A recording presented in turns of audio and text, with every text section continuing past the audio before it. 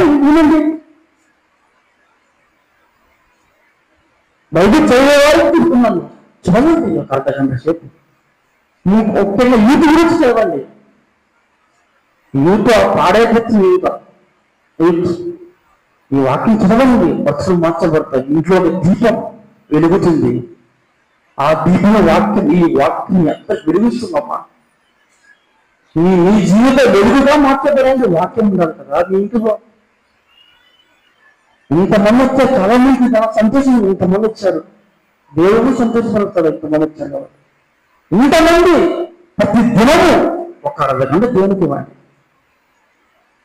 అప్పుడు చేయాలి దేవుని యొక్క ఆశీర్వాదాన్ని. ఖచ్చితంగా దేవుడు మిమ్మల్ని ఆశీర్వదిస్తారు. మీ కొరకు పరలోకంలో స్థలం కూడా ఉంటుంది. కాబట్టి మనం ఏమి చేయాలి? ప్రార్థన జీవితం కలిగి ఉండాలి. ప్రార్థన చాలా విలువ. ఒక్క మాట చెప్తారమ్మా. హిజ్కియాకి ఒక రోగం వచ్చింది, తెలుసలేదా? హిజ్కియా అనే ప్రవక్తన్నాడు కదా, వచ్చింటే అన్న మంచి భక్తుడు, ఒక భయంకర రోగం వచ్చింది. ఆయన మరలా 15 సంవత్సరాలు బతికాడు, తెలుసలేదా? ఎలా బతికాడు చెప్పండి? ప్రార్థన చేశాడు. హిజ్కియా ప్రవక్త యెషయా, హిజ్కియా నువ్వు ఇల్లు చక్కబెట్టుకో, నువ్వు మరణిస్తున్నావు ఈరోజు.